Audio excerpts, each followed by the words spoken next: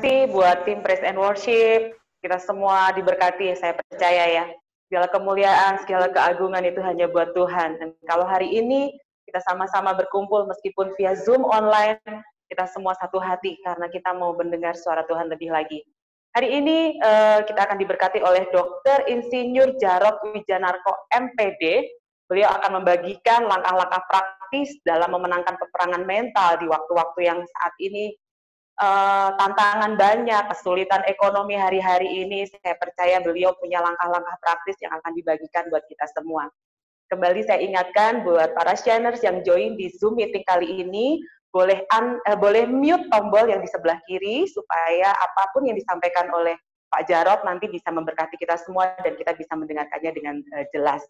Dan jika ada pertanyaan di sepanjang khotbah yang akan disampaikan oleh Pak Jarod nanti memulai. Monggo Pak Jarod. Selamat pagi ibu-ibu semuanya. Kayaknya saya di sini paling ganteng deh. Ada Pak Thomas berdua ya. Kita puji Tuhan ya karena keadaan kita harus beribadah di rumah, tapi ini justru seperti gereja mula-mula di mana ibadah itu ada di rumah-rumah. Saya ini lahir baru oleh almarhum Yeremia Rim. Jadi sebenarnya kalau MDC atau GKPB itu bagi saya itu rumah atau keluarga. Waktu Pak Fuksi almarhum juga merintis GKPB di Bogor, maka saya ikut karena emang kami sama-sama kuliah di Bogor. Nah, yang saya kenang dari almarhum Yeremia Rim adalah pernyataannya mengenai bahwa gereja itu sel itu gereja. Hari Minggu ibadah raya itu optional, itu aksesoris. Jadi yang paling penting itu ibadah di rumah-rumah, sel grup, komsel, pemuritan. Wah itu nempel sekali dengan saya, dengan di hati saya. Makanya saya pikir gereja-gereja sel, gereja-gereja yang kuat pemuritannya, adanya pandemi PSBB ini, ya tapi tentu berdampak, tapi tetap kuat. Dan itu doa saya untuk GKBB, MDC secara nasional, termasuk juga untuk di Lipo Cikarang. Nah, hari ini kita berbicara mengenai better atau bitter, ya, pahit atau lebih baik. Tentu saya doanya supaya lebih baik, tapi jangan sampai keadaan pandemi hari ini membuat kita semuanya kepahitan. Kenapa? Karena rumah tangganya tidak kuat. Kalau rumah tangga nggak kuat, suami istri berantem terus, dulu kan lumayan ya, nggak terlalu berantem lah, kan suaminya jam 7 berangkat kantor, jam 5 selesai kerja, jam 6, jam 7, baru sampai di rumah. Jadi ada jeda tidak ketemu. Lalu tiba-tiba suaminya tidak bisa kemana-mana, di rumah terus. Wah ini kalau nggak bahagia, itu kayak dua setan dikurung dalam rumah. Lu lagi, ketemu lagi. Ibu setiap saat melihat muka Herodes yang ada di rumah. Sebelum pandemi aja udah konseling, peduh Pak, suami saya itu kak setan Pak gitu. Lah sekarang setannya ada di rumah. Wah ini tentu akan menjadi malapetaka. Tetapi kalau pernikahannya bahagia, ya nggak boleh kemana-mana, nggak masalah ya. Saya pengen banget hari ini istri itu ada di samping saya, tapi dia di bawah, di lantai bawah sedang Zoom dengan guru-guru Happy Holy Kid yang dia kelola. Mudah-mudahan pas tanya jawab bisa join, kalau tidak ya saya akan tangani. Nah, pelajarannya supaya lebih runut saya akan sampaikan dalam materi PowerPoint supaya jelas ya. Supaya wanita itu bisa tidak kecewa kepahitan tetapi menjadi lebih baik, maka saya berikan istilah ya sama better or bitter, tapi ini kayak subtemanya yaitu kalau wanita itu penuh cinta. Kenapa? Karena wanita itu tanggung jawabnya banyak, apalagi hari-hari ini ya, wanita yang bekerja. Suaminya mudah-mudahan tidak terjadi kena PHK atau usahanya nyungsep ya, sepi, tokonya sepi. Gimana toko nggak sepi, malah tutup Pak, toko suami saya di mall gitu. Yang nggak di mall aja sepi, kecuali yang di pasar tradisional. Saya kemarin jalan-jalan naik sepeda ke pasar tradisional, wah rame sekali, rupanya rakyat kecil, orang-orang bawah itu nggak takut COVID, tapi takut kalau usahanya mati, jadi mereka tetap seperti biasa. Banyak juga yang nggak pakai masker. Tapi kalau ekonomi menengah ke atas, apalagi yang kaya, pasti takut keluar sebab duitnya banyak, ya kan. Tapi kalau yang di bawah itu kadang kayak nggak takut gitu, ya. Itu plus minusnya keadaan hari-hari ini. Yang pasti hari-hari ini banyak ibu harus bekerja, atau toh kalau tidak bekerja, itu seperti harus mencukupkan dengan yang ada, tapi cukup banyak yang pekerjaan ibu justru yang berhasil. Di tengah-tengah pandemi ini, karena kebanyakan pekerjaan wanita itu home industry, industri rumah tangga, yang basisnya adalah pertemanan. Dia jual sesuatu ke teman Facebooknya, teman Instagramnya, teman WA-nya, maka menjadi wanita yang bekerja. Persis seperti Amsal 31, ada seorang istri yang kerjaannya banyak sekali, punya kebun anggur, punya pemintalan, punya permadani, punya usaha kulit, dan sebagainya. Apakah wanita yang bekerja dalam kitab Kidung Agung dan Amsal 31 itu wanita yang kepahitan, yang capek, ya? Karena banyak loh wanita yang bekerja lalu capek. Capek, Pak. Saya capek, Pak. Saya bekerja, Pak. Suami saya males, Pak. Jadi income terbesar itu dari saya. Loh, kenapa capek? Capek bekerja. Bukan capek bekerja, Pak. Capek hati, Pak. Hati, Pak. Capek, Pak, hati saya, Pak. Lihat suami saya itu malesnya minta ampun, Pak. Lah, itu yang bikin capek. Gimana supaya bekerja dan tidak capek? Bekerjanya tidak bikin capek. Yang bikin capek itu hatinya. Maka supaya nggak capek hati, kita belajar dari Amsal 31, wanita ini dikatakan bahwa anak-anaknya bangun menyebutnya berbahagia. Jadi anak-anaknya tidak bangun lalu berkata, aduh mama ini kasihan banget ya, kerja kayak budak. Enggak. Anaknya bangun menyebutnya berbahagia. Saya rindu kalau ibu-ibu punya anak gitu, aduh ma, aku tuh seneng lihat mama ini orangnya optimis, antusias. Ma, aku tuh kalau lagi capek lihat mama itu kok seger ya, gitu. Wah, itu mama hebat itu ya, jangan sampai, ma, aku lihat muka mama tuh pusing deh, ma. Mama bisa gak sih berubah wajahnya? Mamanya stres, anaknya lihat mamanya, aduh letih lesu. Saya rindu anak-anak ibu bangun dan menyebutnya ibu berbahagia. Pula suaminya memuji dia. Banyak wanita telah berbuat baik, tetapi engkau tidak seperti mereka. Bukan. Banyak wanita telah berbuat baik, tetapi engkau melebihi mereka. Itu firman Tuhan ya. Jangan sampai suami berkata, mah banyak wanita baik. Di gereja tuh banyak loh, teman pelayaranku baik-baik, di kantor juga baik-baik. Terus, kenapa kamu jahat? Wah, jangan sampai itu terjadi seorang suami. Mungkin ada yang mengalami, cuma nggak berani bicara gitu ya. Bicaranya dalam hati, kenapa saya menikah sama setan satu ini? Tuhan, aku nggak sanggup. Jangan ya. Jangan sampai dia berkata begitu dalam hati. Kalau berani berkata, ada untungnya loh. Ibu jadi tahu suami nggak bahagia. Jangan sampai dia stres, tahu-tahu stroke. Ya, mati satu itu. Nah, ini ada wanita luar biasa, anaknya menyebutnya berbahagia, berarti ini bukan bitter, pasti better. Suaminya berkata, engkau lebih baik, wah lebih better lagi, the best ya. Tapi kenapa, gimana caranya ya wanita ini bisa baik, bahkan the best? Karena diceritakan bahwa ia berbuat baik kepada suaminya dan tidak berbuat jahat sepanjang hidupnya. Supaya wanita tidak kepahitan, tidak bitter tetapi better, maka perlu menjaga hati dengan segala kewaspadaan, karena dari situlah terpancar kehidupan. Amsal 4:23. Wanita itu kekuatannya ada di perasaannya. Maka kalau perasaannya kecewa, kepahitan, kekuatannya akan habis, letih, lesu, lunglai, ya, lungkrahlah sudah tidak berdaya. Tapi kalau wanita penuh cinta, dan cinta itu membuat berbuat baik. Wanita yang penuh cinta, wow, energinya tidak ada habis-habisnya. Dia melayani, dia mengabdi, dia berbuat baik pada suaminya, dia mendidik anak-anaknya, masih sibuk lagi ngurus gereja, di lingkungan, masih berbagi lagi tips masak kepada tetangganya. Wah, pembantunya nakal, galak, bukan dimarahi, dikonselingi, digembalakan. Wah, apakah ada wanita seperti itu di bumi ini? Mudah-mudahan ada di Lipo Cikarang, ya. Karena hatinya dipenuhi dengan kebaikan. Ketika wanita hatinya penuh cinta, maka dia akan penuh dengan kekuatan. Saya berikan kesimpulan bagian 1. Kita ada 3-4 bagian, setiap bagian disimpulkan dulu. Wanita yang mengisi hatinya dengan cinta memiliki kekuatan untuk menjalankan peran kehidupan dengan bahagia. Bukan kepahitan, bukan bitter, tapi better. Berikutnya lagi.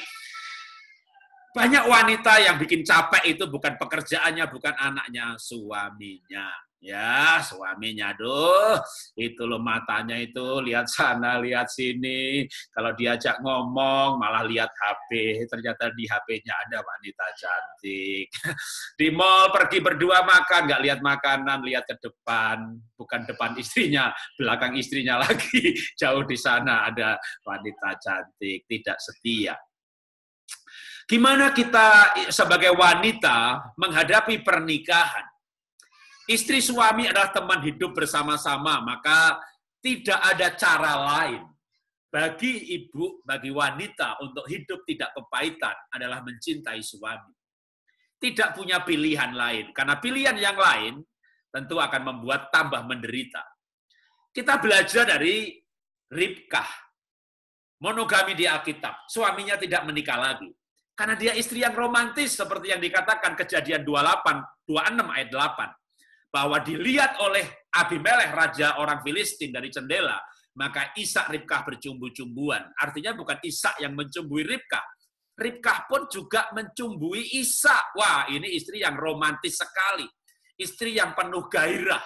Nah, tentu saya memahami ya, Pak Jarod, gimana saya mau bergairah sama suami, Pak. Sekali lagi Pak Jarod jujur ya, Pak ya. Saya belak-belakan saja. Suami saya itu mukanya Herodes loh, Pak. Tingkah lakunya itu kayak Firaun, Pak. Kalau urapannya kayaknya Pontius Pilatus, Pak. Itu kalau dalam bahasa Ibrani-nya, Pak, itu suami saya itu wajahnya jenggureng. Tahu jenggureng? Itu bahasa Ibrani dari Jawa, Saudara ya. Suami saya mukanya elek ya, Pak. Bahkan ada yang ngomong, Pak, suami saya kayak ketek loh. Tahu ketek itu keras. Suami saya itu elek loh, Pak. Lah bola kok dinikahi, Bu ya.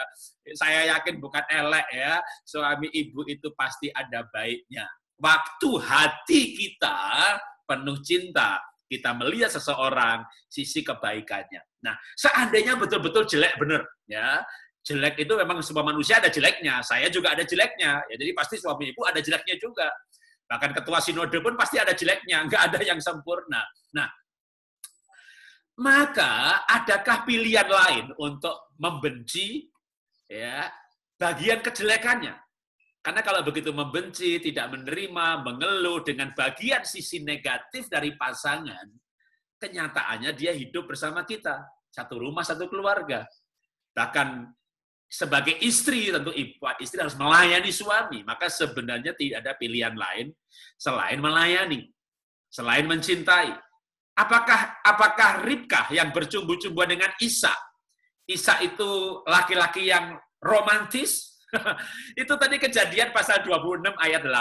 Ya, bagaimana Ribkah itu mencumbui Ishak, bercumbu-cumbuan saling, romantis. Itu dibaca satu ayat di atasnya saja. Itu Ishak tidak mengakui istri sebagai istri. Jadi Ishak itu laki-laki biasa yang mungkin juga kayak suaminya ibu, bahkan mungkin suami ibu lebih baik. Wong Ishak ini laki-laki yang tidak mengakui istri sebagai istri. Tapi Ribkahnya memperlakukan suami sebagai suami. Ya, nanti kalau bapak ibu-ibu kumpulkan suaminya, tuh yang dikhotbahi Pak Jarod, nah nanti saya akan khotbah mengenai laki-laki tentunya. Kalau sekarang kan ibu-ibu ya, maka ibu-ibu perlakukan suami sebagai suami, sekalipun dia tidak memperlakukan ibu sebagai istri, seperti perbuatan Ishak. Itu menjadikan Ribkah wanita yang tetap romantis. Karena kalau ibu tidak romantis, nih maaf nih, saya maaf lagi bicara belak-belakan ceplos-ceplos ya. Kalau ibu ini tidak romantis, tapi malam-malam bapaknya minta, lah kan ibu kayak merasa diperkosa, ya kan? Maaf nih, maafkan saya, maafkan.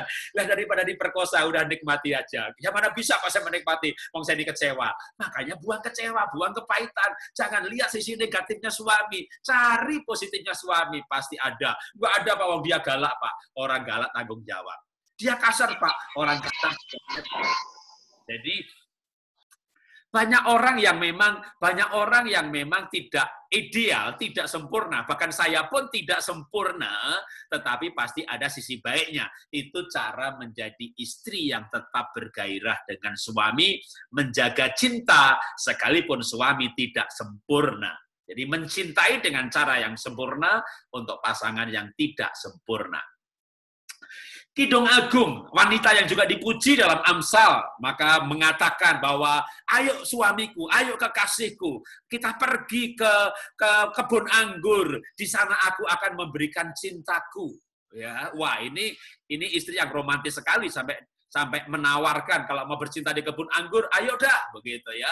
Saya nggak tahu dilakukan apa tidak, tapi dari ayat itu esensinya adalah seorang istri, seorang suami yang menganggap bahwa dunia ini seolah-olah milik berdua, seperti spiritnya orang yang sedang pacaran. Nah, karena itu mumpung lagi pandemi, ya kan, ada di rumah berdua, kita gunakan aja, udah di dunia kayak milik berdua, ya kan. Bulan madu lagi, jangan madunya udah habis, Pak. Lah, madunya habis tinggal lebahnya, disengat, ya kan. Jadi, mari kita madu cinta dihidupkan kembali. Ya, nggak ada pilihan lain. Sudah dinikahi, maka tanggung jawab dengan konsekuensi dan pilihan. Saya bukan pilihan saya, Pak. Saya dijodohkan, Pak. Tetap aja konsekuensi dari keputusan. Kita sudah mau dijodohkan. Sebenarnya nggak mau, Pak. Tapi kan akhirnya mau. Maka itu adalah konsekuensi dari keputusan. Cinta bisa dibangun, kok. Cinta bisa dibangun. Pasti cinta bisa dibangun supaya kita bukan bitter, tetapi better membangun cinta suami istri. Gimana caranya, Pak, supaya membangun cinta suami istri? Jadikan pasangan nomor 1. Orang tua, adik, kakak, nomor 2, nomor 3. Supaya berdua suami istri bisa mengabdi kepada orang tua dengan kualitas yang lebih baik. Seringlah bersama-sama yang menyenangkan. Mana bisa menyenangkan, Pak? Wong kebiasaan suami saya itu nggak menyenangkan. Ya, kita aja jadi orang yang menyenangkan. Misalnya ibu orangnya narsis, suka foto-foto gitu ya. Lalu ibu minta difoto sama suaminya, fotoin dong, narsis amat kamu itu. disuruh foto malah dimarahi gitu ya. Sudah, lain kali jangan nyuruh dia ya kan. Foto sendiri aja gitu ya. Atau dibalik malah, jangan-jangan suaminya yang narsis ya, kayak saya. Saya ini orangnya suka foto, Ibu ya. Istri saya yang nggak suka foto, tapi istri saya nggak marahi gitu ya. Jadi saya sering kalau tolong difotoin gitu, dia mau motretin saya gitu. Jadi kalau ibu-ibu siapa tahu suaminya narsis kayak Pak Jarod gitu ya, jangan diamuk, Bu, jangan dimarahi. Nanti dia cari janda sebelah untuk ngambil foto. Repot urusannya ya. Ibu jadi teman yang menyenangkan. Teman hidup yang menyenangkan. Karena menikah itu 50 tahun hidup bersama. Kalau kita bukan teman yang menyenangkan, teman ngobrol yang menyenangkan, teman makan yang menyenangkan, teman tidur yang menyenangkan, teman bersama-sama yang menyenangkan. Kenapa? Ya memang harus begitu, nggak punya pilihan lain.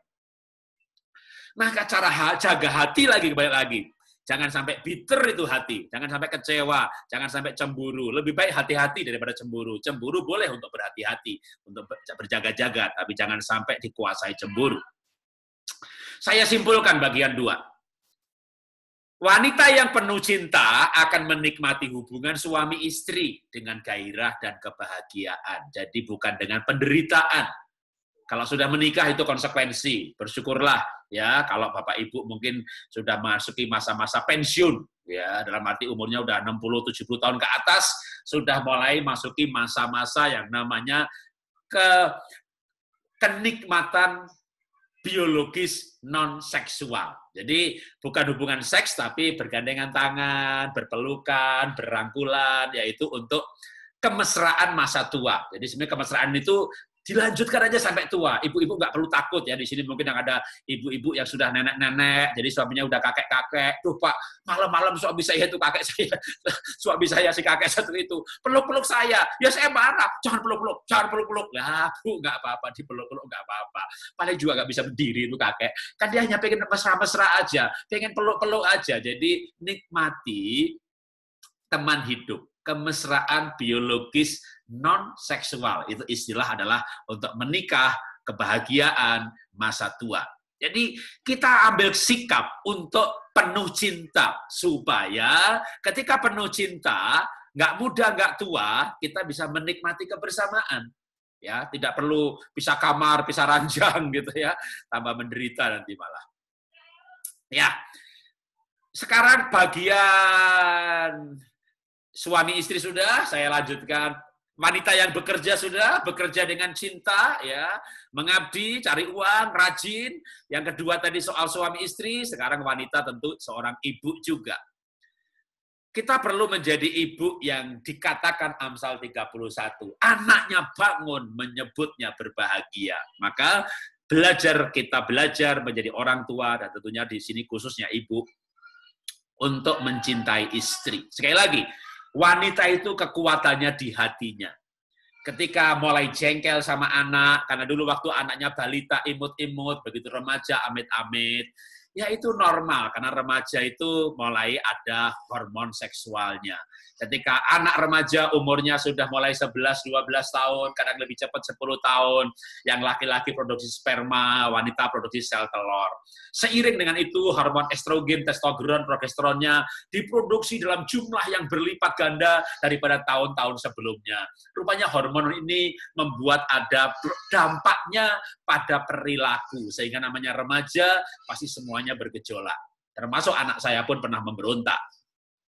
Itulah saatnya orang tua, khususnya ibu-ibu, benar-benar memenuhi hatinya dengan kebesaran jiwa, dengan kerendahan hati, dengan mau menjadi sahabat bagi anak. Ini adalah siklus hidup yang membuat kita lebih dewasa. Dulu sebelum saya menikah, saya itu pelayanan berdua sama pacar saya. Waduh, kita ikut seminar mengenai temperamen dasar, foto karakter. Kita seminar mengenai bahasa cinta dan kasih yang sempurna. Kayaknya udah pinter banget gitu. Siap menikah gitu. Ternyata nggak siap.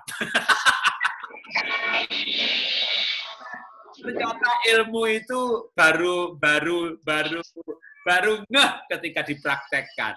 Begitu menikah kayaknya udah dewasa, anak kita juga semakin merasa bahwa kita dewasa dan bijaksana. Begitu anaknya remaja, ilmu kita kayak kurang lagi. Jadi memang kita itu belajar sepanjang kehidupan. Ibu tidak perlu frustasi. Istri saya pun sempat nangis-nangis waktu anak kami remaja. Padahal banyak orang menilai, wah kalau bapak ibu pasti bahagia mendidik anak ya bahagia sih, tapi ada bagian-bagian yang juga lembah air mata karena kita belajar sepanjang kehidupan. Lalu bagaimana kita bisa menjadi ibu yang tidak kecewa kepahitan dari sisi anak-anak? Ketika anak terutama mulai remaja, belajarlah menjadi teman. Sehingga ibu bisa menjadi tempat bercerita, tempat bertanya. Tapi kalau kita nggak menjadi teman, anak-anak akan merahasiakan. Dan kita akan terkejut-kejut dengan laporan perilaku anak-anak dari tetangga, dari guru, dari teman yang lain-lain, dari kakaknya, dan seterusnya. Karena itu saya berikan kesimpulan untuk bagian yang ini. Wanita yang penuh cinta mengasihi anak-anaknya akan terus, wanita yang penuh cinta mengasihi anak-anaknya, yang akan terus hidup di hati anak. Yang akan terus hidup maksudnya adalah cinta ibu akan terus hidup di hati anak-anak. Cinta ibu akan dikenang sama anak-anak sampai mereka menikah bahkan dewasa nanti. Yang terakhir adalah tantangan seorang wanita sebagai menantu ataupun sebagai mertua. Boas itu menikahi Ruth. Ruth itu wanita miskin karena dia suaminya meninggal, mertua laki-lakinya meninggal, tinggal janda Naomi dan janda Ruth berdua, dua janda miskin pulang kampung. Aneh bin ajaib, janda miskin Ruth ini dinikahi sama laki-laki kaya raya namanya Boas. Sampai Ruth bertanya kepada Boas, kenapa kamu menikah sama saya? Kenapa nggak sama yang perawan, yang masih cantik, gadis muda? Lalu Boas berkata kepada Ruth, bahwa aku memilih kamu sebagai istri, aku pengusaha kaya raya, sukses berhasil, karena aku mendengar bahwa setiap orang dalam kota kami tahu bahwa engkau seorang perempuan baik-baik. Jadi rupanya orang kaya bernama Boas itu pilih istri perempuan yang baik-baik. Saya sih bukan kaya ya, jadi kalau saya dulu bukan laki-laki kaya, saya laki-laki miskin banget. Maka saya cari pacar, cari istri yang sederhana. Karena kalau saya cari yang pandai dandan, saya mikir, nanti aku bisa beli lipstiknya apa enggak ya? Gitu dah. Aku cari yang sederhana. Kenapa? Karena saya miskin. Tapi Boas ini kaya gitu ya. Tapi dia nggak pilih yang pandai dandan. Dia pilih yang baik hati. Lah kenapa pilih yang baik hati? Lah kan kalau dia orang kaya kan takut sama istri yang cantik tapi tidak baik hati. Nanti begitu menikah diajak minum kopi, lalu dia mati. Habislah kekayaannya. Maka laki-laki kaya raya ternyata impiannya cari wanita baik hati. Tapi apa sih wanita baik hati itu? Kenapa Boas menganggap bahwa Ruth ini perempuan baik hati?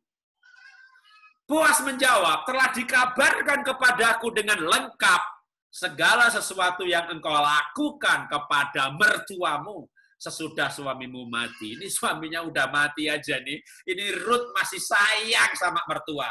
Sebab lalu sampai akhirnya ini juga dikabarkan yang ayat 4:15 itu perkataan kepada Naomi. Naomi, mantumu mengasihi engkau, telah melahirkan. Wah, rupanya definisi Alkitab, perempuan baik hati itu wanita yang cinta mertua, mengabdi kepada mertua. Ya, makanya ibu-ibu mau bahagia, satu syaratnya kalau benar-benar mau tidak bitter, ya, itu cinta mertua. Kenapa kalau cinta mertua tidak bitter? Karena kalau ibu tidak cinta mertua, itulah akar penyakit, akar kepahitan, sumber masalah terbesar. Istri-istri itu mertua, maka cintai mertua, ya. Karena ibu tidak punya pilihan lain. Ibu benci mertua, anaknya juga ikut benci. Musuhnya tambah 2. Mertua anaknya 5, ibu musuhnya jadi 6. Mertua dan anak-anaknya. Jadi kalau sudah menikah, memang tidak punya pilihan lain. Yang namanya mertua itu dicintai. Yang udah nenek-nenek, ibu-ibu, yang udah lanjut seperti saya juga sudah kakek sekarang. Belum kakek sih, tapi sudah jadi mertua ya, karena saya sudah punya mantu. Nah, bapak ibu-ibu yang sudah punya mantu, cinta itu menantu ya. Kita patahkan mitos bahwa mertua itu jahat gitu ya. Kita bikin budaya baru, mertua yang baik ya. Jadi kita akan simpulkan sebelum kita tanya jawab, bagian terakhir untuk disimpulkan, saya lewati cerita ini, ya. Wanita yang memenuhi hatinya dengan kebaikan, menggunakan harta, talenta, minat, bakat sebagai alat untuk mencintai. Dan akan menuai kebahagiaan, bukan kepahitan. Jadi kalau menikah, seorang wanita menjadi istri kalau menikah, maka dia kalau dipenuhi hasratnya, mengambil keputusan untuk mencintai suami, mencintai anak, mencintai mertua, udah itu bebas dari kepahitan. Cinta suami tapi nggak cinta mertua, kepahitannya ada dikit-dikit. Maka untuk bebas dari bitter, lawan dengan cinta. Oke, dari saya cukup. Saya kembalikan ke moderator untuk masuk tanya jawab. Saya akan menjawab sampai waktunya habis, jam berapapun selesainya. Tuhan memberkati. Terima kasih Pak Jarod buat sharing-sharingnya yang luar biasa ya. Kalau saya boleh simpulin tadi, kita sebagai wanita harus jadi be better, not bitter. Atau 4 ayat 23 bilang, jagalah hati kita dengan segala kewaspadaan. Tadi Pak Jarod juga bilang, isi hati kita dengan cinta, jangan kekecewaan, iri hati, cemburu, karena itu hanya membuat kita lunglai gitu ya. Ketika hati kita penuh dengan cinta, kita akan jadi pribadi yang luar biasa. Oke, dari para shiners ada pertanyaan? Sebentar, oke. Tadi sudah dijelaskan keluarga yang saling mengasihi, namun bagaimana menghadapi keadaan new normal di situasi pandemi ini sesuai dengan tema kita, be better, not bitter. Iya, pandemi mungkin, ini membawa... Iya Pak Jarod ya, pandemi ini kan masa-masa sulit gitu ya, mungkin keluarga-keluarga juga menghadapi hari-harinya sulit, gimana supaya kita menjadi wanita yang better gitu, bukan menjadi wanita yang bitter. Monggo Pak Jarod. Iya, pandemi ini membawa keadaan makin parah, kecuali yang pemilik Zoom. Ini bulan lalu hartanya tambah 66 triliun. Atau pabrik obat, pabrik vitamin, apotek rame. Karena kita ke apotek, aku mau beli vitamin E, habis Pak Jarod, omsetnya bagus. Tapi yang seperti itu nggak banyak, ya nggak banyak. Mayoritas ya ekonominya lesu, ekonominya betul-betul ya saat ini tidak baik. Nah, Belum lagi keberadaan di rumah yang dalam pendahuluan tadi saya katakan, kalau tidak bahagia itu kayak setan dikurung dalam rumah. Maka supaya tidak kepahitan, benar-benar tadi saya katakan betul-betul cinta suami, cinta mertua, cinta anak. Tapi kalau ini kan susah Pak Jarod. Makanya sebenarnya ada akar yang lebih dalam lagi, yaitu cinta Tuhan. Tanpa kita merasakan cinta Tuhan, kita bisa meledak hati kita hari-hari ini. Kita perlu bergaul dekat dengan Tuhan. Ingat kebaikan Tuhan. Ketika suami nggak baik, ketika anak nggak baik, ketika keadaan nggak baik, kan kita ini jujur hidup dalam keadaan tidak ideal. Makin tidak ideal dengan kondisi sekarang ini. Ya, anak yang misalnya nakal, tadinya kan 6 jam, 8 jam di sekolah, tiba-tiba sekarang di rumah terus, maka keadaan yang tidak baik akan semakin menekan. Kalau misalnya anak kita lucu, imut gitu ya, dia pergi ke sekolah aja kita rindukan kapan pulang gitu kan. Tapi kan itu keadaan ideal. Sedangkan hidup ini bergerak dari yang tidak ideal menuju ideal. Maka saya yakin ini masa-masa stres ya. Bahkan banyak anak-anak yang sadar sekarang ternyata belajar di sekolah itu lebih enak. Dulu dia bilang, wah gurunya galak, bu guru galak, bu guru galak. Sekarang dia belajar di rumah, dia tahu yang di rumah lebih galak. Wah, anaknya ikut stres, orang tuanya gak sabar, kok gitu aja gak ngerti. Gimana sih Wan? Waduh, anaknya kapan sekolah lagi, kapan sekolah lagi. Jadi ini anak stres, ibu stres, semuanya stres. Waduh, ini benar-benar bisa kayak neraka. Makanya benar-benar begini. Ketika hampir-hampir tidak sanggup menghadapi, nggak tahu siapa yang dihadapi kan, apakah suami, apakah anak, maka kalau sampai kayak mau meledak, kita perlu jaga emosi, jaga hati. Praktisnya begini, kalau tadi kan teologis ya, merasakan cinta Tuhan, cinta suami, cinta istri, cinta anak. Ini Pak, mereka Pak, maka cinta Tuhan sungguh-sungguh.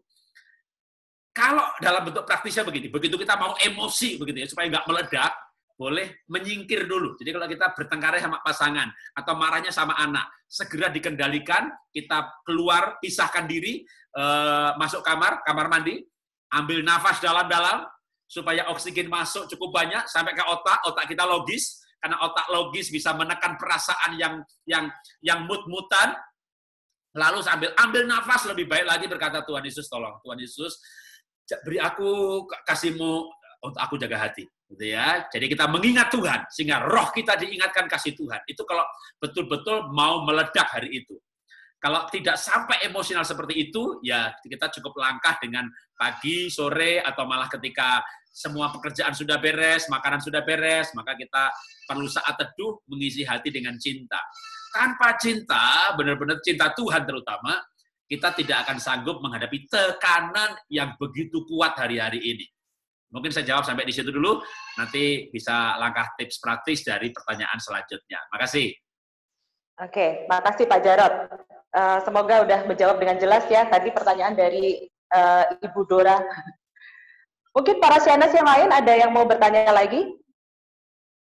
Silakan, bisa chat di room chatnya atau bisa japri ke grup chat time atau bisa ke Ibu Lilis, bisa juga ke saya. Kalau ini Pak Jarod menanggapi pertanyaannya sebelumnya, masa-masa sekarang ini kan kita hidupnya susah ya, penuh tekanan gitu Pak. Nah, tadi kalau Pak Jarod bilang kan penuhi hati kita dengan cinta. Tapi realitasnya kan kita nggak bisa makan cinta gitu Pak. Maksudnya kalau sekarang ini dengan adanya COVID-19, dengan adanya pandemi ini, kita juga mau nggak mau secara ekonomi, secara finansial kita juga mengalami dampaknya gitu Pak. Nah, gimana caranya supaya sebagai seorang wanita, sebagai seorang istri, itu kita bisa membantu menghadapi masa sulit ini, masa sulit mengenai perekonomian Pak, mungkin bukan mengenai hubungan suami istri gitu ya, hubungan dalam keluarga. Yes, iya. Masa pandemi ini banyak sebelumnya misalnya Bapak yang bekerja, Ibu tidak, lalu tiba-tiba Bapak kena potongan 50%, kena PHK, atau sama-sama nggak mengalami pemotongan pun, ini masa-masa yang sulit. Maka yang pertama saya ambil dari Ibrani 13 ayat yang kelima. Firman Tuhan berkata, cukupkanlah dengan apa yang ada padamu. Atau Paulus berkata juga dalam kitab Efesus bahwa aku belajar mencukupkan dengan apa yang ada padaku. Aku tahu arti kelimpahan, aku tahu arti kekurangan. Jadi ada esensi yang sama, baik yang ditulis dalam Ibrani ataupun yang ditulis Paulus, yaitu belajar untuk mencukupkan yang ada. Artinya, hari-hari ini kita keluarga perlu siap untuk hidup sederhana. Maka saran saya, ibu ajak bapak, ya idealnya bapak yang ngajak, tapi bisa juga ibu ngajak bapak, ngajak anak-anak, kita seperti rapat keluarga. Ya, kita menyadarkan setiap anggota keluarga bahwa kalau akhir tahun ini, mudah-mudahan lebih cepat, katakanlah September, Oktober, mungkin bisa sampai akhir tahun, COVID-nya berhenti, yang berhenti baru COVID. Tapi krisis ekonomi justru baru akan dimulai secara global, dampak resesi yang dahsyat. Para ekonom memperkirakan bisa 2-3 tahun. Artinya, kita perlu mempersiapkan diri hidup sederhana. Kita perlu menurunkan level kita. Kalau sebelumnya minum kopi yang 50 ribuan satu gelas, sekarang yang 50 ribu itu dibelikan kopi tubruk sehingga bisa menjadi 10 gelas. Kalau sebelumnya sudah sederhana Pak Jarot, sebelumnya makan nasi, beras yang 1 kilo 13.000, sekarang beli yang 6.000 supaya duit yang ada ini bisa diolor. Jadi saya kasih contoh. Ketika pandemi ini muncul, saya sebelum pandemi, bisnis saya kena dampak dari milenial. Jadi tahun lalu itu temanya milenial kills everything. Yang tidak digitalisasi, usahanya tutup karena digital, yaitu milenial kills everything. Tapi tahun ini atau bulan ini Bapak Ibu bisa ketik COVID kills everything. Itu bisnis produk jasa yang dibunuh oleh keadaan sekarang ini, yang akan mulai tutup bulan-bulan ini sampai 3 tahun ke depan, itu kalau lihat daftarnya ngeri sekali. Jadi ini krisis global sedang dimulai. Maka singkat cerita, ketika krisis ini dimulai, saya juga ngajak istri rapat. Kan tahun lalu saya bangkrut kena milenial, ya. Jadi bisnis utama saya ibadah aset udah tutup. Jadi dan saat tutup itu benar-benar kita menguras saldo sehingga nggak punya tabungan untuk cadangan masa tua.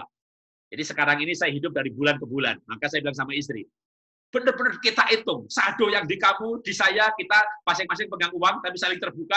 Coba kita hitung ulang. Ini cukup beberapa bulan. Ternyata tidak lebih dari 3 bulan.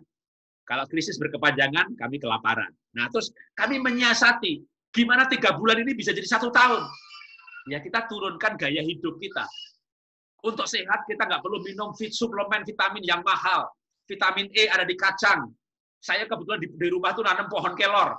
Udah kita sering-sering sayur gratis aja yang pohonnya ada di rumah. Jadi, kita betul-betul menyiasati. Kalau misalnya Bapak Ibu hidup lebih rendah lagi ekonominya daripada saya, kalau perlu jangan beli beras.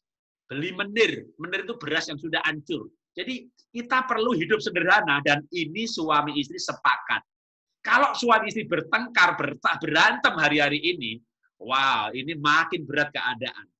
Justru saya berpikir, keadaan yang sulit ini, kalau suami istri mau sehati, bahu-membahu, sama-sama mengerti, ini kesempatan untuk membuat bonding, ikatan. Ikatan yang kuat, ikatan hati yang kuat, itu ketika 2 orang saling membantu, saling menolong, berjuang bersama-sama. Maka saran saya, ibu-ibu yang selama ini mungkin nggak kerja, mulai mau bekerja. Siapa tahu ini kesempatan ibu berarti. Suaminya kena PHK, ibu ternyata bisa bikin gado-gado, ternyata ibunya bisa bikin sambal. Saya punya saudara sepupu, suaminya dulu manajer di bank. Tapi mau apa lagi? Udah, saatnya buang gengsi. Nggak usah bilang mantan direktur, mantan manajer, de facto PHK. Maka kita suami istri rapat, aku bisa bikin sambal, Pak. Ya, tapi aku nggak bisa nganter ke sana kemari. Nah, ini Bapak mantan manajer bank, apa harus malu nganter sambal orderan dari jualan istrinya? Kalau malu, mati itu sekeluarga. Maka saya menyarankan hari-hari ini kita belajar hidup sederhana, kita mau bekerja apa saja. Mazmur 1 ayat 3 dikatakan, apa saja yang diperbuatnya berhasil. Kita harus mau melakukan apa saja yang halal hari-hari ini. Hari-hari ini ada istilah begini, gereja ibadah raya nggak ada. Kita harus ibadah di rumah-rumah. Jadi bekerja dari rumah, ibadah dari rumah, termasuk bekerja dari rumah. Ini era di mana industri rumah tangga akan bangkit. Era sebelumnya adalah era konglomerasi. Maafkan saya kalau di sini ada pejabat, saya bicara kasar, era di mana pejabat oknum, bukan semua pejabat ya, oknum pejabat dengan konglomerat kong kalingkong menguasai ekonomi seperti menjajah rakyat. Padahal Pancasila mengamanatkan ekonomi rakyat. Tapi siapa yang peduli sama rakyat? Tiba-tiba corona datang. Maka ini ekonomi berskala besar, usaha besar akan banyak yang mati. Tapi usaha rakyat, ekonomi rakyat, industri rumah tangga akan hidup. Kalau pandemi ini dunia global berkepanjangan setahun 2 tahun, atau tahun ini selesai pandeminya, tapi ekonominya berdampak 2-3 tahun, maka selama 2-3 tahun ini, ekonomi rumah tangga, usaha rumah tangga, itu yang bertahan. Dan nasihat saya, bertahanlah. Kenapa? Supaya kairos Tuhan, ketika suasana sudah lebih baik, ekonomi rumah tangga ini akan berkembang menjadi kehidupan. Tetapi yang pasti ada sisi di mana saya bersyukur. 10-15 tahun yang lalu, ada yang menubuatkan bahwa 15-20 tahun ke depan, berarti kira-kira 5 tahun ke depan, akan ada kerusuhan sosial massal di seluruh muka bumi karena industri yang efektif, karena robot, karena digital, membuat miliaran orang di muka bumi kehilangan pekerjaan. Ratusan juta orang kehilangan pekerjaan, maka orang nganggur akan ada kerusuhan. Itu pernah diramalkan. Tiba-tiba corona datang. Yang dibunuh terutama adalah industri besar, usaha besar, toko besar, usaha besar. Dan dipaksa industri rumah tangga akan bangkit secara global. Tiba-tiba ratusan juta orang mendapat pekerjaan dari usaha rumah tangga. Yang mau kerja, maka saran saya harus mau kerja. Suami, istri, anak mau bekerja. Bangun budaya baru selama pandemi ini. Begitu pandemi selesai, budaya baru ini menjadi gaya hidup. Gaya hidup sederhana, gaya hidup mau kerja apa saja. Karena dengan demikian, kita pasti akan bisa bukan cuma survive. Karena ini bencana ini benar-benar mudah-mudahan ya segera selesai. Tapi kalau melihat skala pandemi ini seluruh dunia, maka satu negara di dunia ekonominya hancur saja, itu dampaknya kemana-mana. Satu jenis bisnis namanya pesawat terbang. Satu demi satu akan berguguran. Misalnya Jakarta-Surabaya tadinya satu hari 50 flight, tiba-tiba cuma 2-3 kali flight. Siapa yang bisa bertahan begini? Sebulan tahan, 3 bulan, 5 bulan, 2 tahun. Jadi ini baru permulaan. Karena itu kita akan menghadapi tantangan yang sangat berat. Penuhi hati dengan cinta, penuhi hati dengan kesederhanaan, keluarga mulai rapat untuk menyusun strategi, dan saya percaya kalau kita ini dalam komunitas seperti ini, ya, kita akan mendapat ide-ide, kekuatan yang membuat kita tidak akan mati gara-gara ini. Kita tidak akan punah dengan hal ini. Tapi muncul nanti keluarga-keluarga yang kuat, yang mau dibimbing lewat cara-cara yang sebenarnya Alkitab sudah ajarkan. Ya, Tuhan berkati. Amin. Luar biasa, Pak. Saya pribadi nih, ini tadi pertanyaan saya, Pak. Saya pribadi dikuatin banget. Artinya kita harus sepakat sama suami, sama keluarga, supaya muncul ide-ide kreativitas yang baru. Dan apa saja bisa kita kerjakan, kita harus kerjain ya, Pak ya. Iya. Oke, Pak Jarod, ini ada juga pertanyaan di grup kita. Bagaimana secara teknis pendekatan atau cara kita wanita mengutarakan ide untuk mengatasi pandemi ini, khususnya di bidang ekonomi yang tadi kita udah jawab, yang tadi kita barusan pertanyakan, Pak, kepada suami kita, agar suami tidak merasa dipinterin atau merasa dipojokkan jika suami sudah tidak ada idenya lagi gitu, sehingga suami istri tidak terjadi pertengkaran. Monggo, Pak. Ya, memang saat ini banyak suami stres ya karena kena PHK, gajinya dipotong, kehabisan ide.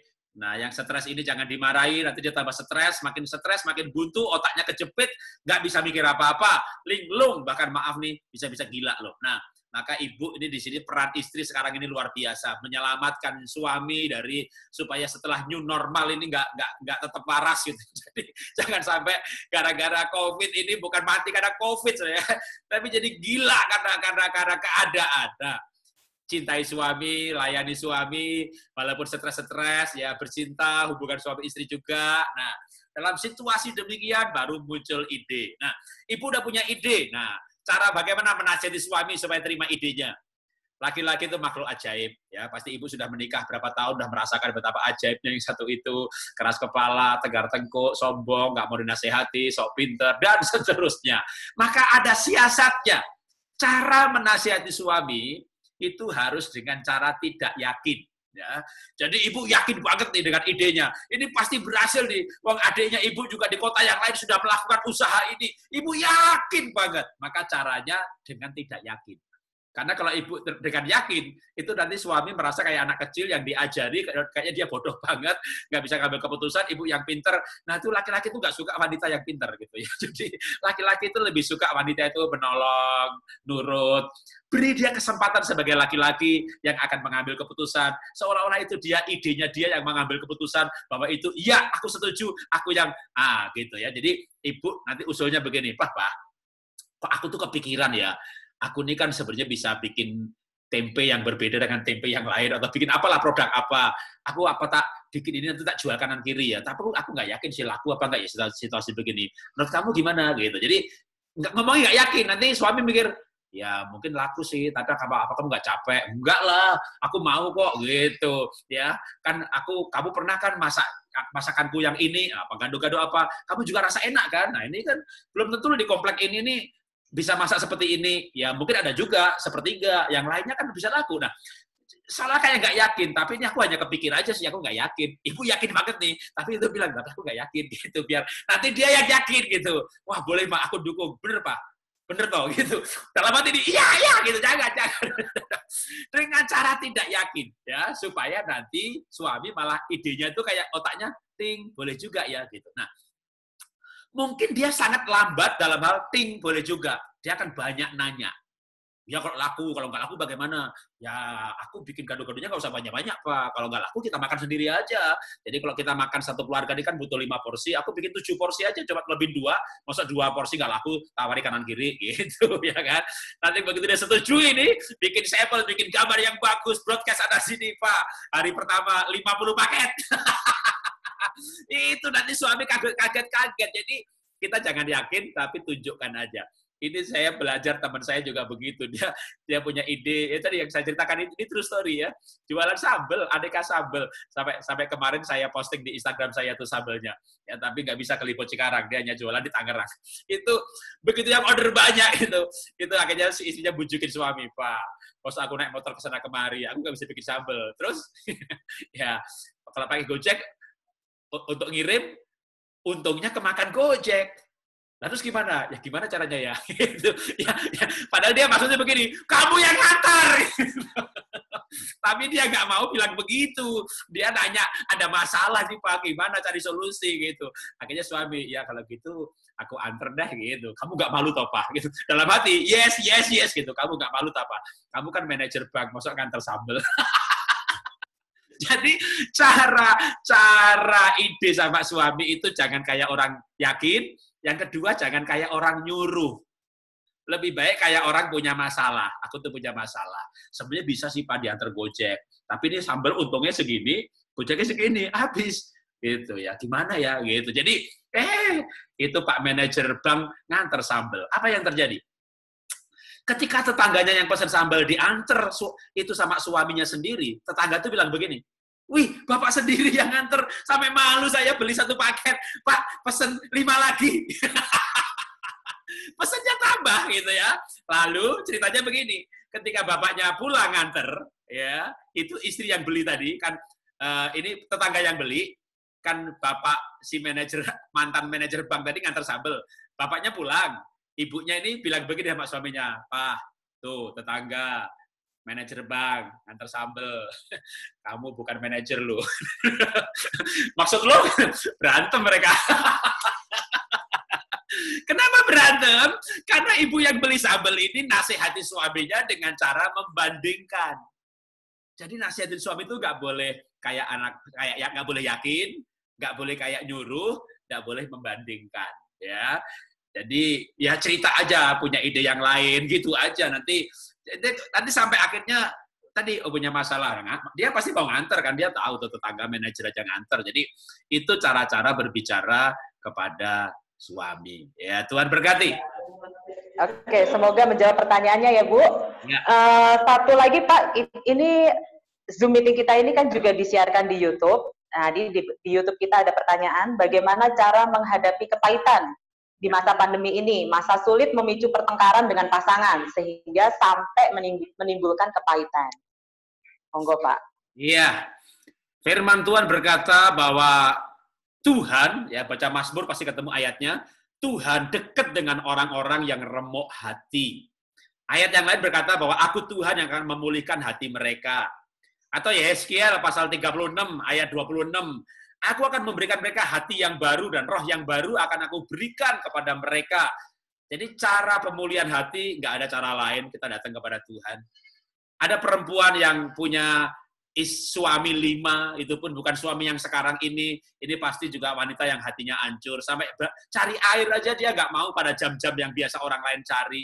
Dia siang hari, tengah hari pas sepi, karena dia pasti dibully orang, diomongin orang, boleh dikatakan dia hancur hati. Dia datang sama Tuhan. Jadi memang kalau kita itu mengalami kepahitan, nggak cinta, kembali lagi cinta Tuhan, ketemu Tuhan, itu yang utama. Baru misalnya kalau secara teknis, ya untuk memudahkan membuang hati luka, ya kita berkaca. Misalnya istri atau pasangan kita ini banyak ibu-ibu ya, suami itu tempeleng gitu ya. Ya kita perlu juga sadar ya. Aku tadi diajak ngomong bantah sih ya. Jadi emang aku juga ada salahnya. Menyadari bagian kesalahan dirinya juga akan mengurangi luka hati. Lalu bisa juga dengan cara begini. Mencari teman sependeritaan. Maksudnya begini, ibu ini dibentak-bentak suami gitu ya. Ibu merasa paling malang di muka bumi ini, aku punya suami kayak Herodes, marah-marah melulu gitu kan. Karena ibu dibentak-bentak suami. Coba ibu cari istri yang lain, teman wanita yang lain gitu ya. Nanti ketemu tuh, bukan coba dibentak lo, digebuki lo, dipukul lo. Begitu ibu ketemu yang dipukul, ibu nggak dipukul, coba dibentak-bentak. Aduh, ternyata aku penting ya lumayan. Jadi kadang-kadang sesama penderita itu kita bisa merasa bahwa ternyata aku ini nggak sendirian menderita. Cuma hati-hati. Ketika ketemu sesama penderita ini hati-hati jangan sampai malah justru menguatkan sakit hati. Ya, sakit hatinya nggak sembuh tambah kuat. Kalau begini, suami saya begini, iya, suami saya juga begitu-begitu, iya emang semua laki-laki begitu, kita salah lagi bodoh. Ini orang sakit hati ketemu orang sakit hati, maka yang terjadi saling menguatkan sakit hati. Nah, tapi ada baiknya ketika orang sakit hati ketemu sakit hati, itu memberikan penghiburan, memberikan rasa teman senasib untuk paling tidak sendirian. Itu sakitnya akan berkurang, ya. Baru nanti merasakan kasih Tuhan, bertemu Tuhan, ingat bagaimana Tuhan itu mati bagi kita, disalib bagi kita. Itu luar biasa, tapi tips praktis seperti tadi bisa. Atau tadi saya katakan dalam waktu presentasi, ingat sisi baik pasangan. Ya, pasangannya galak, bentak-bentak, males, tapi dia orangnya rajin kerja, ya. Dia orangnya ngamuan, tapi rajin kerja, ya. Dia rajin kerja, ngamuan karena mungkin ibu malas jadi dia ngamuk-ngamuk terus. Atau dibalik misalnya gitu, orangnya ngamuan, kenapa? Karena dia orangnya bersih. Orang itu kalau bersihan jadi ngamuan, kenapa? Karena kitanya nggak bersih. Jadi orang itu kita lihat sisi positifnya. Itu bisa mengurangi lagi sakit hati. Jadi kita memang sakit hati itu nggak bisa begini. Hari ini kita disakiti, ketemu Tuhan, selesai, sembuh, ketawa, gitu. Enggak, ya itu proses. Makanya ingat kasih Tuhan, punya komunitas, teman-teman yang menderita bersama-sama membantu, atau teman-teman yang mantan menderita. Nah, itu begini, dia pernah digebuk suami juga, tapi dia sudah pulih hatinya. Wah, itu yang terbaik, ya, itu terbaik. Kalau sesama sakit hati, paling enggak untuk tidak merasa sendirian. Ini semuanya proses, sehingga akhirnya kita bisa sembuh. Tapi jangan mencoba melupakan. Otak kita nggak ada fungsi delete. Jadi, Pak, saya pengen melupakan kejadian, nggak bisa. Suami pernah selingkuh, sampai ibu nanti mau masuk liang kubur, maaf nih, sampai kita akan meninggal nanti, kita tidak akan bisa melupakan suami yang pernah selingkuh. Maka melupakan itu adalah mustahil. Yang kita bisa lakukan adalah mengampuni. Dan waktu kita ingat kembali, kita ingat betapa kita punya hati mulia, bahwa kita pernah mengampuni. Maka melupakan itu nggak mungkin. Tapi kalau kita pernah di titik yang paling sakit hati kita mengampuni, waktu kita ingat kembali, kita ingat betapa mulia hati kita. Mana orangnya yang khotbah tadi? Khotbahnya Bapak tadi mana? Nggak usah nonton. Saya nonton yang khotbah aja. Nggak usah nonton. Oke, saya sampai di situ dulu. Silakan. Shiners, semoga Shiners yang pertanyaan Shiners yang di YouTube tadi bisa terjawab dengan apa yang sudah Pak Jarod sampaikan ya. Pertanyaan terakhir, satu lagi ya Pak ya. Iya. Karena pandemi, anak-anak belajar dari rumah. Kesempatan juga untuk anak-anak belajar bantu-bantu ibu nih, beberes rumah, tanggung jawab bersih-bersih. Nah, ada tips nggak dari Pak Jarod untuk bagaimana cara mengkomunikasikan hal ini kepada anak-anak supaya mereka terbangun disiplinnya dan kita bisa berbagi tanggung jawab mengurus rumah kepada anak-anak kita. Iya, tadi saya katakan masalah Cara berkomunikasi, Pak. Oke. Masalah keluarga, misalnya keuangan, ketika anak-anak kita harus berhemat, itu pun juga sebentar. Itu pun kita perlu rapat keluarga ya untuk ngajak semuanya kita berhemat. Jadi sama juga ya. Maka setelah kita ajak keluarga bicara bahwa keuangan kita seperti ini, kita perlu hidup berhemat. Nah, itu kesempatan juga berikutnya untuk mengajak mereka mau kerja. Karena misalnya gini, ketika keadaan seperti ini membuat kita semuanya berhemat, mungkin sampai pada tahap nih, kita minta pembantu pulang kampung. Ya, kita nggak sanggup gaji. Mau nggak mau kan kita harus mengajak anak-anak ikut bekerja. Nah, cara yang terbaik adalah dari ibu dan bapak. Ya, yang sadar duluan, yang paling rendah hati duluan. Jadi misalnya, ibu mulai dengan nyuci baju. Nah, setelah nyuci baju, lalu nanti kita kumpul keluarga, sambil makan, sambil ngobrol. Nah, kita sekarang nyuci baju masing-masing untuk pakaian dalam ya. Rasanya gimana? Kan mama ini bukan pembantu, selama ini pembantu yang nyuci baju. Tapi sekarang nggak ada, mama akan cuci baju semuanya, kecuali pakaian dalam. Pakaian dalam cuci masing-masing. Jadi kayak kita mulai delegasikan sebagian. Atau beresin kamar ya, atau pas mau nggak mau kan kita beresin kamar kita sendiri. Lalu anak beresin kamar masing-masing, ruang keluarga nanti masih mama yang bersihin. Nah, siapa tahu nanti dia antara anak-anak yang paling dekat tuh biasanya kalau dibagi begini gitu ya. Bapaknya nyapu halaman, ibunya nyapu ruang keluarga gitu. Anaknya kamarnya masing-masing. Itu saya yakin mau. Yang penting kita bicarakan, kita berbagi tugas. Ya. Yang paling utama suami istri dulu. Ya, supaya suami istri mau sehati berbagi tugas, nanti anak-anak akan ngikut kok. Tapi kalau suami istri berantem, kamu nih bersihin rumah bagian kamu dong, aku cari duit ya, cari duit nggak dapat berantem lagi. Nah ini ya kerjakan bareng-bareng. Gini Pak, aku tuh pandai cari duit loh. Buktinya aku jualan begini udah laku nih. Minggu ini aku dapat sekian. Kalau kamu ikut bantuin nyuci baju atau bersihin kamar, aku bisa cari duit lebih banyak. Nah, duitnya kita pakai bareng-bareng. Jadi kayaknya zaman sekarang ini, zaman COVID ini, suami istri itu kayak masuk dalam kesetaraan yang sesungguhnya. Sama-sama bersihin rumah, sama-sama cari uang, sama-sama tidur, sama-sama didik anak, semuanya sama-sama. Tinggal nanti mana yang paling efektif aja. Ternyata istrinya ini sangat efektif, karena selama ini dia main gadget, main WA, main Instagram, temannya banyak, jualan omsetnya banyak. Lah ngapain suruh nyapu rumah? Mendingan suruh jualan aja. Biar duitnya banyak. Semuanya dibicarakan. Ada pertanyaan yang pribadi, saya juga chat ke pribadi Ibu Dian Sintawati, host ya. Itu Pak. Ada yang chat ke saya tapi dia private. Apa boleh? Iya, Pak. Boleh Pak, silahkan, monggo. Oke. Pertanyaan dari peserta, tapi dia ngirim chatnya ke saya, ya. Jadi yang lain nggak bisa baca, ya. Jadi ya saya nggak tahu siapa. Atau mau suruh angkat tangan dulu, siapa yang nanya? Nggak usah Pak, dibahas aja Pak, monggo Pak. Kalau begitu. Ya, pertanyaannya begini Pak. Makasih buat sharingnya, sangat memberkati. Saya mau nanya, apa benar seks itu kebutuhan suami? Benar. Kita sebagai istri boleh nggak menolak? Boleh. Kadang-kadang kalau lagi nggak pengen gimana? Oke. Bener nggak itu kebutuhan suami? Ya kebutuhan suami istri sih.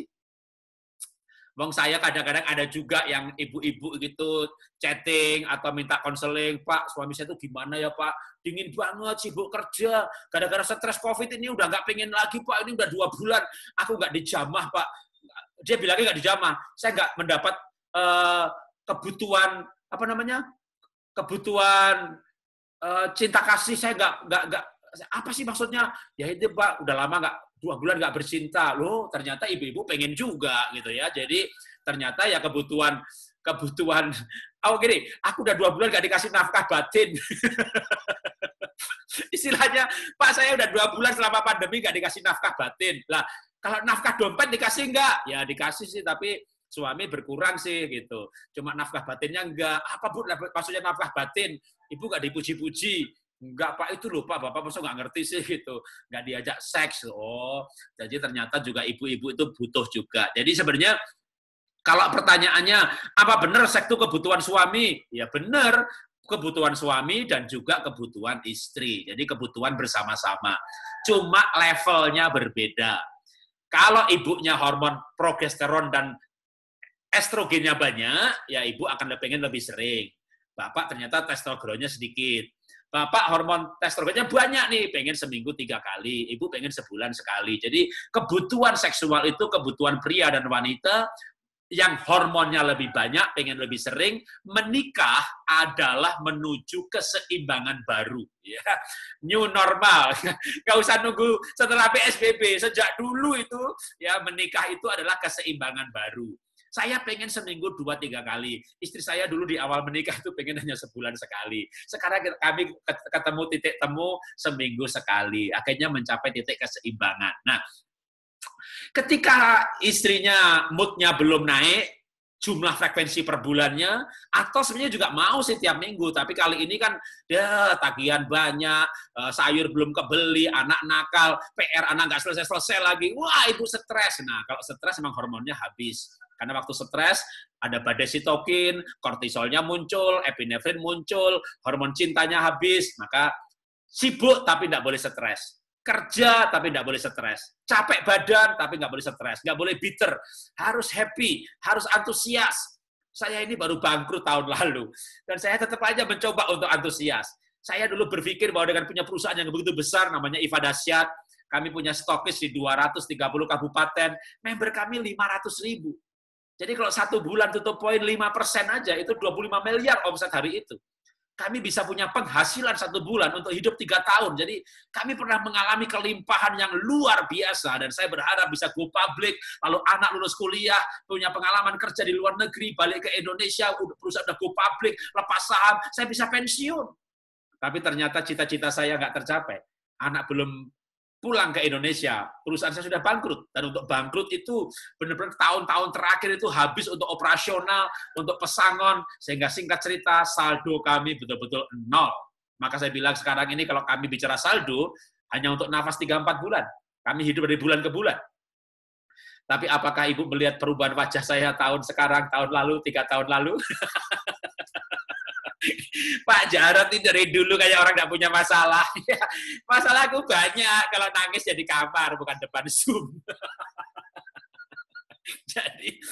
Jadi saya mau berbagi bahwa kita tuh stres ya, kita itu bukan stres, kita itu banyak masalah tapi tidak boleh stres. Kita tuh capek tapi tidak boleh stres. Kita harus antusias, semangat. Nah, supaya dengan demikian gairah seksualnya tetap ada. Tapi kalau saya capek, Pak, saya nggak mood, Pak. Pertanyaannya, boleh nggak saya menolak? Boleh, Ibu boleh menolak. Istri saya juga sering menolak kok. Cuma karena ini istri saya nggak ada, ya, karena dia lagi Zoom dengan para guru, menangani masalah juga. Ini guru, ini sekolah juga banyak masalah, karena kan orang tua murid juga banyak masalah. Mereka ada yang minta diskon SPP, ada yang malah, Pak, ini kan di rumah, masa bayar? Loh kan bukan libur, tapi belajar di rumah. Jadi bukan libur, ini belajar di rumah, gurunya nyiapin materi. Jadi, waduh, kami juga mengalami masalah dengan income sekolahan dan seterusnya. Istri saya lagi pimpin ini cabang-cabang yang lain dan para guru. Nah, jujur, istri saya juga sering menolak saya kalau saya ajak. Tapi saya mau sampaikan kepada ibu-ibu, cara istri saya nolak itu baik. Misalnya begini, malam ini tak ajak seks, dia nggak mau. Gitu ya. Tak ajak bercinta, dia nggak mau. Dia bukan, nggak mau, dia nggak begitu ya. Pak, aku capek hari ini, nggak mood. Terus besok ya, gitu. Jadi kalau hari ini ibu nggak mau, tawarkan besok. Dan ibu harus jelas ya Bu ya. Laki-laki itu pengen jelas. Kalau sekarang ini hari Sabtu, besok itu Minggu. Ya, jangan minggu tuh besok lagi gitu. Ya, kalau pengen besok lagi ya ibu bilang begini, Pak, aku capek ya. Terus kapan? Senin ya, Pak. Lah kok lama banget kok sekarang baru Jumat. Anggap aja sekarang ini Jumat. Lah kan Sabtu ada Zoom wanita. Habis itu saya mau pergi belanja. Kan hari Minggu banyak banget order. Ya Minggu dah. Lah Minggu kan ngerjain ordernya. Banyak pesanan gado-gado nih, sambal juga banyak pesanan. Belum lagi Minggu ada lagi ibadah mesti ikut Zoom lagi. Senin ya, Pak. Nah, itu laki-laki masih menurut saya loh. Harusnya Jumat dijanjiin Senin, bapaknya harus belajar menguasai diri 3 hari. Jangan diperkosa istrinya, nanti malah relasi rusak, ibu istri kepahitan hormonnya habis, jadi nggak pengen lagi. Maka ibu belajar menunda, ya. Menolaknya itu dengan menjanjikan harapan. Aku capek sekarang Senin ya, gitu. Jangan aku nggak mood gitu. Terus kapan moodnya? Ya nggak tahu kapan. Iya, ya, kagak tahu kapan, Pak, ngamuk itu suaminya ya. Nah, saya nggak tahu Pak moodnya kapan, tergantung dia kan mood saya itu sebenarnya. Mood saya itu tergantung dia, cuma dia itu nggak ngerti-ngerti kalau mood saya itu tergantung dia. Ya ibu bikin dia ngerti dong, Pak. Aku tuh moodnya, kalau kamu baik aku makin cepet. Kalau saldoku banyak, makin cepet juga kayaknya, gitu ya. Kalau kamu mau bantu nyuci piring, mau lebih cepat lagi tuh moodnya. Ibu kasih tahu suami, ibu tuh moodnya kalau gimana, gitu ya. Jangan berharap dia tahu. Harusnya dia tahu dong, suami udah nikah berapa tahun, masa nggak tahu sih, bikin saya mood gimana, gitu. Muka Herodes bikin saya makin nggak mood dong, gitu. Ibu ngomong, ya Pak, kalau Senin deh, gitu ya. Nah, kalau perlu diajari, ya. Istri saya tuh misalnya begini, aku nggak mood hari ini, besok ya, gitu. Besoknya dia ngajari saya supaya dia mood. Dia bilang sama saya gini, aku tuh suka dipijet, jadi kamu pijetin saya malam ini ya, biar aku mood gitu ya kan. Lah saya tuh nggak bisa pijetin saudara. Kalau saya pernah ke tukang pijet, saudara, saya dipijet tuh kain, badan sakit semuanya. Akhirnya demi saya bisa pijetin istri, saya itu ke tukang pijet, Pak, jangan keras-keras, yang enak biar aku ngerti enaknya dipijet. Wah, akhirnya saya tahu, oh begitu caranya. Jadi tapi istri saya ngomong bahwa dia itu akan rileks kalau dipijeti, dia suka dipijet. Ya udah, itu bikin dia rasanya moodnya ada. Nah, ibu kan tentunya beda-beda ya. Pak, kalau saya nggak butuh dipijet, Pak. Saldo aja cukup. Ya, ibu ngomong dong, Pak, duitku tuh habis. Kalau kamu punya duit, ya dibagi. Kalau sama-sama habis, ya ayo kita kerja. Nggak usah punya duit kok, Pak. Kamu mau sama-sama kerja aja, moodku tuh enak. Jadi, suami istri perlu terbuka gimana moodnya itu bisa dijaga supaya kalau bapak itu demi mood mungkin dia mau loh. Oh, kalau saya begini kamu mood, oke, tunjukkan ya. Ya, contoh lain nih, pernah saya ngajak istri saya, istrinya juga nolak. Saya cium dia, saya peluk dia, gitu dia nggak mau. Lama-lama saya tanya, kenapa sih kamu nggak mau? Habis kamu bau gitu ya. Rupanya saya malas mandi, bikin dia nggak mood. Lah kalau syaratnya cuma mandi, ya aku mau dong mandi. Ada tujuannya, ya kan? Kalau mandi juga nggak, habis mandi dicium nggak mau, buat apa mandi? Kagak ada tujuannya. Lah istri itu sampai bingung. Ya kamu tuh mandi buat diri kamu sendiri dong, biar wangi, biar enak gitu. Ya bagi diriku sendiri maka apa? Banyak yang kemproh, tahu kemproh itu bahasa Ibrani, saya ini orang Jawa, kemproh. Jujur ya, saya ini punya kelemahan tidak rapi. Jadi kadang-kadang pernah sih waktu itu malas mandi. Ternyata itu bikin istri saya nggak mood. Nah, kan saya nggak tahu. Ketika istri berkata jujur, kalau kamu tuh bersih, kamu rapi, rajin mandi, aku tuh orangnya ya dipeluk ya nggak apa-apa. Wong saya ini orangnya sensitif. Jadi ada ibu yang hidungnya sensitif, merasa suaminya bau. Lah suaminya hidungnya laki-laki hidungnya kagak berfungsi, ada tai aja dia merasa gak bau, mana tainya nggak ada, dicari pakai matanya, hidungnya tidak mendeteksi, tai aja kagak bau, gimana dirinya sendiri gitu kan. Nah, maaf nih saya bicara tai, tapi memang laki-laki itu begitu, hidungnya kagak peka. Nah, kalau ibu tuh terganggu dengan baunya badan suami, sedangkan suami, tapi kalau ibu ngomong begitu kan nanti dia tersinggung. Ya ngomongnya baik-baik, Pak. Kalau kamu tuh mandi, badannya wangi. Aku kok terangsang ya.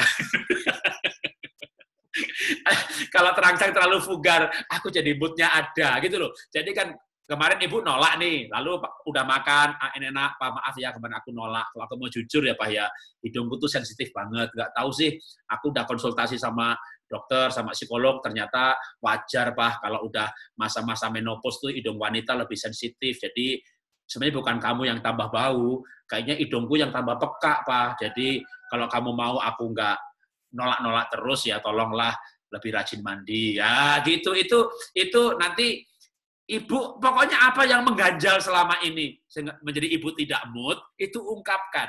Karena benar-benar suami itu kalau nggak diungkapkan, nggak tahu. Ibu tidak boleh berharap kepada suami makhluk satu itu bahwa harusnya dia tahu dong. Kan udah menikah bersama 20 tahun, 30 tahun. Enggak. Suami itu benar-benar tidak tahu kalau nggak diomongin dengan jelas.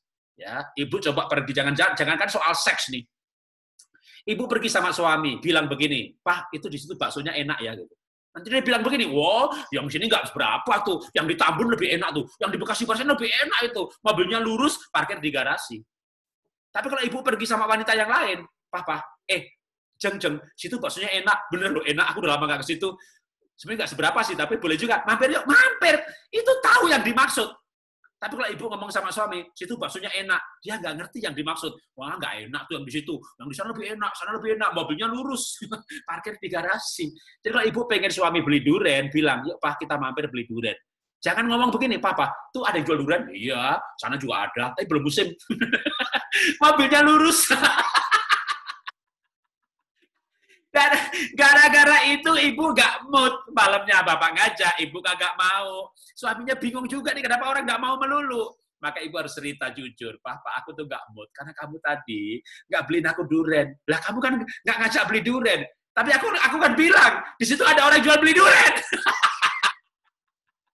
Ya, ibu kagak jelas. Coba bilang di situ ada orang jual duren. Maka ibu harus jelas ngomong sama makhluk satu itu, Bu. Itu seluruh muka bumi ini wanita punya pencobaan yang sama. Menikahi orang yang kalau ngomong harus jelas. Karena laki-laki kagak punya perasaan. Jadi ibu tidak bisa pakai bahasa perasaan. Ibu tidak bisa mengharapkan suami mengetahui dengan bahasa tanda-tanda dan sinyal-sinyal, kode-kode. Itu hanya diketahui sesama makhluk yang namanya wanita. Jadi kalau ibu pergi sesama wanita, ibu ngomong nyambung. Sama suami susah sinyal, kecuali ibu suaminya wanita, tapi tidak boleh sama firman Tuhan, ya kan? Suami ibu harus laki-laki. Jadi ya kita yang harus menyiasati, ya, bukan cuma pandemi. Menyiasati pandemi lebih gampang, menyiasati suami yang otaknya berbeda itu perlu disiasati ya. Pandemi gampang lah ya, suami itu perlu disiasati dengan mengungkapkan isi hati. Dan itu termasuk cara sebenarnya supaya tidak bitter. Supaya nggak bitter, supaya nggak kepahitan. Hati itu dikeluarkan, isi hati itu dikeluarkan. Jadi daripada kita sakit hati sendiri karena berkata-kata sendiri, ngomong sendiri, berkata dalam hati sendiri, berharap pasangan tahu, nggak, keluarkan isi hati. Berbicara adalah salah satu cara untuk membuat kita tidak sakit hati. Ya, Tuhan memberkati. Oke, Pak Jarod, terima kasih buat sesinya sepanjang siang hari ini. Intinya kita sebagai wanita harus memenuhi hati kita dengan cinta dan mengkomunikasikannya ya Pak ya, supaya semuanya bisa berjalan dengan baik, rumah tangga kita berjalan dengan baik, pekerjaan kita juga berjalan dengan baik. Terima kasih Pak Jarod buat sharingnya siang ini. Buat para Shiners, kita udah tiba di ujung acara. Halo, Shiner. Kita semua diberkati Tuhan ya. Luar biasa Pak Jarod memberikan pada kita firman yang bagus, hal-hal yang selama ini mungkin tersembunyi dalam hati kita dengan semua pertanyaan-pertanyaan yang begitu gamblang yang sudah dijawab oleh Pak Jarod. Pak Jarod, terima kasih, Bapak sudah menjadi berkat bagi kami dan Shiner. Saya hanya melihat bahwa kunci pertama dari apa yang bisa kita lakukan sebagai wanita, kita harus memiliki hati yang baik, hati yang mengasihi Tuhan, hati yang mengasihi suami, anak, mertua, pokoknya segala sesuatu yang Tuhan sudah berikan kepada kita. Kita harus mengasihi dengan sungguh-sungguh dan kita harus bersyukur karena itu porsi kita, itu rezeki kita, kata orang dunia. Kita nggak bisa menolak mau yang baik, mau yang buruk. Nah, bagaimana kita dapat menghadapi semua itu? Bagaimana kita dapat bertahan? Bagaimana kita dapat tetap hidup bahagia dengan semua kekurangan yang ada di dalam rumah tangga kita, di dalam hidup kita, hanya satu kuncinya, yaitu dekat dengan Tuhan dan memiliki kasih Tuhan.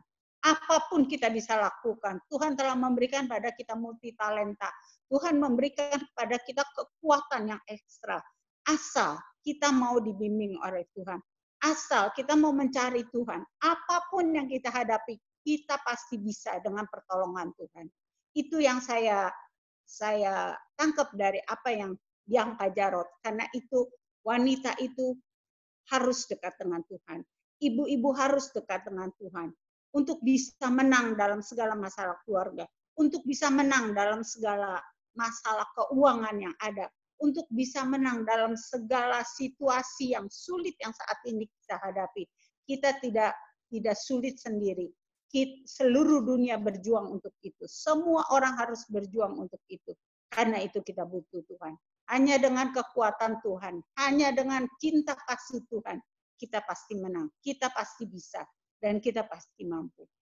Ajarot sudah membekali kita dengan banyak hal, dengan banyak kiat-kiat. Yang harus kita lakukan adalah tetap kuat, tetap happy, tetap bersyukur, tetap bisa menikmati segala hal yang Tuhan izinkan terjadi dalam hidup kita. Bersama Tuhan tidak ada yang tidak bisa kita lakukan. Amin. Baik, mari kita berdoa, kita bersyukur untuk setiap anugerah Tuhan.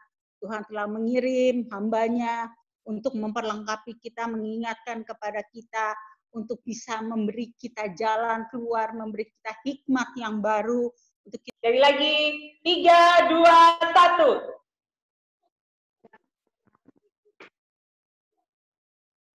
Jadi lagi, 3, 2, 1. Oke, Shiners, terima kasih sudah join meeting di ibadah siang yang perdana via Zoom. Kita akan ketemu lagi, semoga pandemi ini segera berakhir, kita bisa ketemu ibadah tatap muka, bisa kangen-kangenan ya, kita sama-sama berdoa supaya COVID-19 ini segera berlalu dan kita bisa ketemu tatap muka lagi. Sampai ketemu. Terima kasih Pak Jarod. Boleh di-unmute, kita boleh saling menyapa satu dengan yang lain. Terima kasih. Terima kasih Pak Jarod. Terima kasih Pak Jarod. Terima kasih buat sharing semuanya. Sampai ketemu Pak Jarod. Terima kasih Bu Jenny.